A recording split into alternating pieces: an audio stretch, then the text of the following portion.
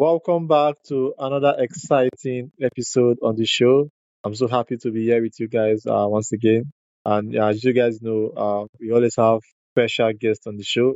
I always take out my time, go out there to sort out for the best of guests for us to have on the show. Like I always say, the top 1% of guests. And today we have a very special guest. Today's guest is Heather Elliott. She's the founder of 5D Psychology and creator of the Mindful Change process. She helps people uncover the hidden beliefs and patterns shaping their lives so they can heal emotional wounds, create meaningful change, and move forward with greater clarity and purpose. Through a unique blend of psychology, mindfulness, and personal transformation, Ida invites us to stop living on autopilot and start creating our lives with intention. Ida, welcome to the show.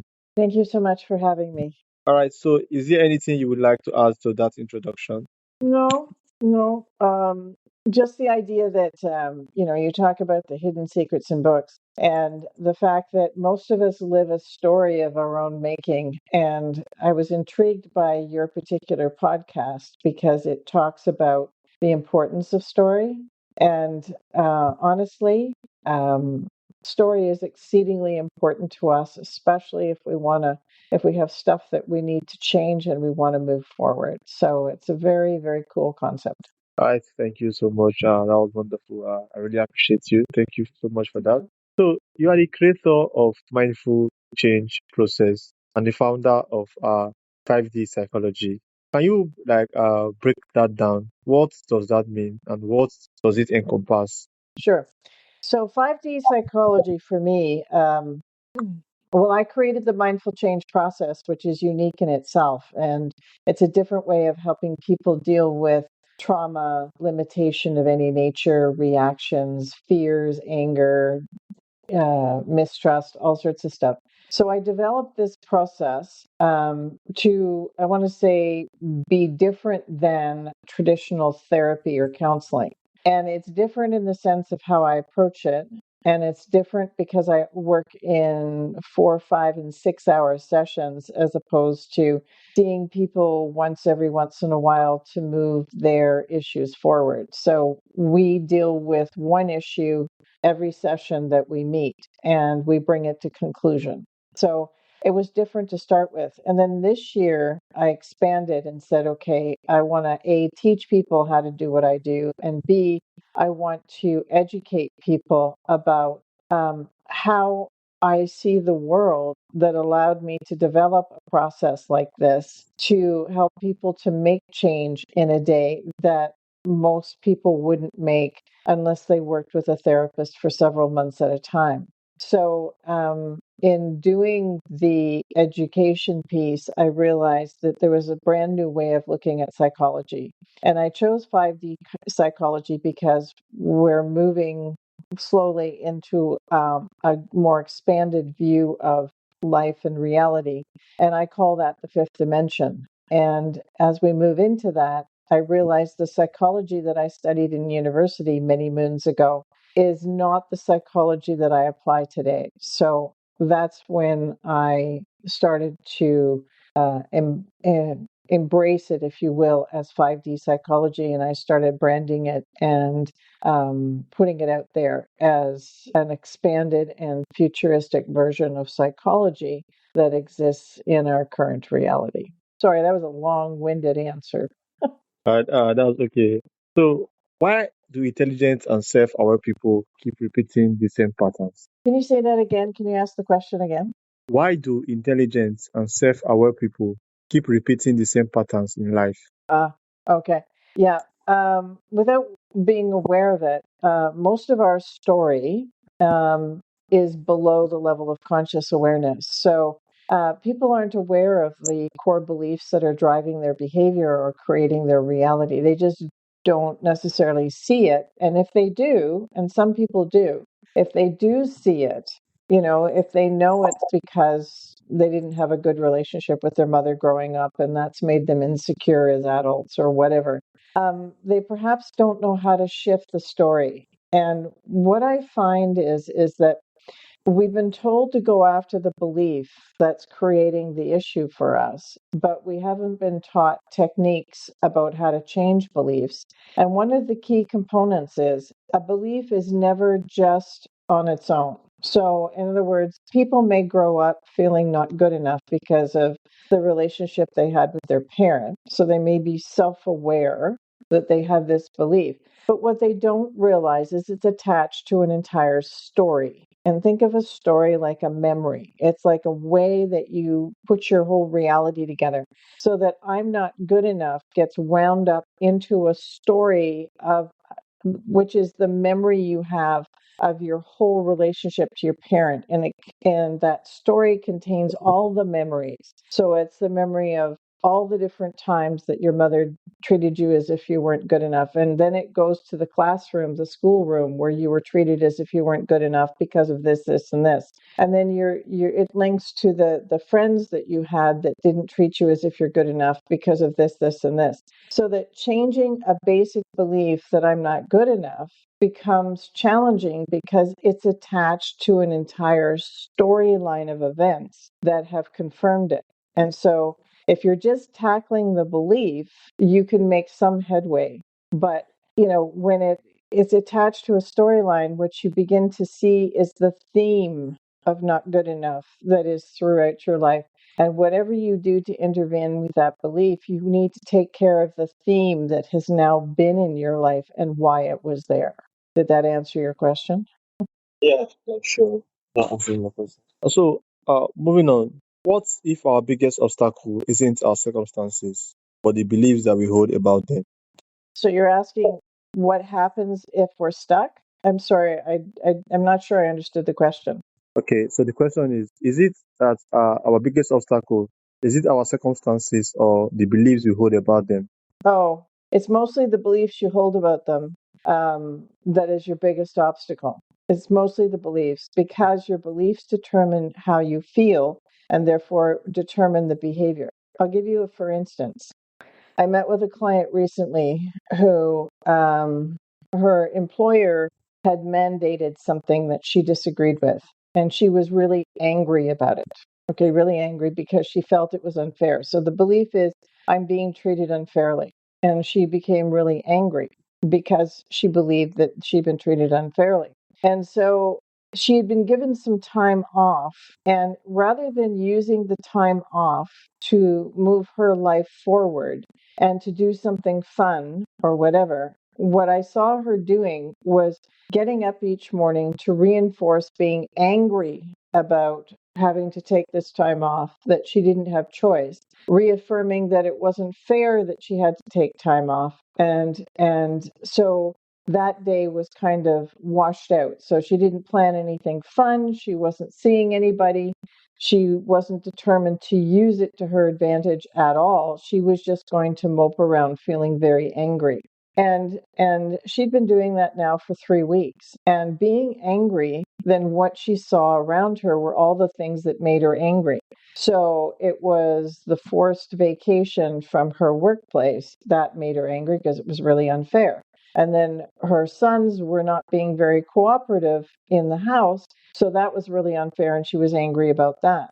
And then she was angry because she wasn't heard at the social event that she went to, and so she was ruminating on that. So it wasn't actually her circumstances so much that were the problem. It was the fact that when she focused on the unfairness of everything and it made her angry, then all she noticed was the angry stuff in her world, and it was shutting her off, and she was experiencing no joy whatsoever. All right, thank you so much. So, how do hidden beliefs quietly shape our relationship, health, success, and happiness? Well, without realizing it, most of us have created core beliefs that we had adopted before the age of 7. And if you can think of those as belief systems that you're operating from, then after the age of 7, then life becomes a self-fulfilling prophecy. And so this is how it works. So as a child, you learn that you're not very smart. the school system does a beautiful job of teaching us that if we don't happen to be successful students. And so what happens is that as we pass through the school system believing that we're not very smart, then we mostly wouldn't apply to ourselves very hard. So we're probably goofing off more, we're not doing our homework, we're not studying, we're not taking it seriously. And then when it comes time to decide whether you're going to do college or university or whatever program beyond that, depending on how big the belief is that you're not very smart, you may shut off all of those options and simply get a job. And you probably won't get a really good job because, after all, you're not very smart. Or you'll put up with really crappy workplaces because you're not very smart and this is all you can do. And you're afraid that if you quit that job, that you won't get a better job. And so these beliefs, these limiting beliefs that start in childhood, if they are fed, as in if there are circumstances in your life that support them, they will grow into full-fledged expectations inside you that will then determine how you feel and therefore how you will act and how you will speak and how you will think. And over time, it's cumulative. It's like, well, in my world, a snowball gathers snow and becomes bigger the more it's used. Well, it's the same way with a belief. The more we reinforce, the more we act as if that belief is true, the bigger, stronger, and more dominant that belief becomes in our psyches and then in our lives itself, creating the circumstances that reinforce it. So it doesn't matter what area of your life you're talking about. I use the example of, feeling not very smart and that limiting your career choices, perhaps. But you can also say, if I don't feel very loved as a child, if I don't feel very likable, or as if I have much to offer the world, then it creates problems in terms of relationships. That's a person that may attract bullying, that may be dismissed in a classroom, treated as if they're not important, etc. Does this make All right. sense? Yeah, thank you so much. That makes a lot of sense. So tell us how to move from reacting to life to consciously creating the life we want. Um, uh, I say the first step is mindfulness. It's paying attention to what you're thinking on a moment to moment basis, what you're saying and how you're acting, and how that reflects what you really believe about yourself. Because, there is a difference in how people with self esteem think, speak, and act versus how they think, speak, and act if they don't have self esteem. So, the first thing I learned to do when I began to edit the mind or transform my life was to go inside, to pay attention to what I was thinking and to examine, well, what do I believe that is making me think this way? And that's when I started to spot, the victim scripts, like, woe was me, like that person shouldn't have said that to me and they hurt me and this, that, and the other thing. And I started to go, well, wait a second here. Did they really do that? And so starting to question how the automatic assumptions we make about people and circumstances and asking the true questions, is this really the truth? And if it's not the truth, then what is the truth? And starting to change, like belief by belief, thought by thought, change how you're perceiving situations to become more truthful. And as you start to have those more truthful conversations, you get to know yourself really well, and the change will start to build inside you. All right. Thank you so much. So, if lasting transformation doesn't come from willpower, what does create real change? Real change happens when you like examining your mind and starting to move past a lot of the limiting beliefs that we formed when we were too young to know any better. So, and it's hard sometimes because, take for instance the child that thought they weren't very smart, is that, at some point you have to sort of cut to the chase and realize it's up to me. Is that it's not about the school system to tell me whether I'm smart or not. It's up to me to figure out how to learn, to figure out what I want to learn, and to commit to that learning in a way that will allow me to be successful. And the same is true in relationships. If I believe that I'm unlikable, ask yourself the question, in what ways are you interacting with people to to transmit the idea that you're unlikable. And then challenge yourself. Challenge yourself to say, well, do I like me? And what do I like about me? And start bringing the likable parts forward and stop fussing so much about whether the world loves you and learn to love yourself. And it's by committing to these changes that they will happen. But I need to say it's not a quick journey. You're not going to do it overnight. You need to do it over time, and you need to be committed to it. Okay. So either if there's one practical step that listeners can take today to begin transforming their lives, what would you want to leave with them? One step. One practical I step. go one practical step. One practical step. Okay. So, what attitude do you possess that is limiting your reality, and how can you change it? Because attitude matters. Attitude matters. Like, if you don't go into something with absolute enthusiasm, passion, commitment, etc., if you're going into it with a kind of who cares attitude, you're going to get a kind of who cares reality back. So, what I know is that people need to go inside to say what inspires me, what am I passionate about, who am I, and what do I want to bring to the world, and how do I do that? That's the question that needs to be asked. Especially if you find yourself in a circumstance where you're not liking your world very much, is that what can you do to shift your attitude about how you're engaging the world so that you become more passionate, more inspired, and more connected to it in a way that brings change? Because a very dull, bored, I can't do anything kind of attitude, that's exactly the reality you're going to get. But if you go into it with the attitude that I am going to make change and I'm going to be enthusiastic and I'm going to love my life, then that will create a pathway of change in your life that you will be able to feel. All right. So moving a little bit backwards, talking about how we see reality. Do you think we see reality as truly as it is, or through years of conditioning? Um, a little bit of both, but we see reality through the lens of who we are.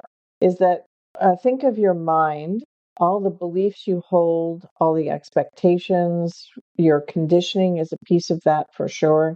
These are like a lens. Think of it like wearing glasses all the time. And we're always perceiving the world through the lens of our minds. So that, if I look at a certain circumstance and I see it a certain way, if I were to ask that person over there, how do you see that set of circumstances?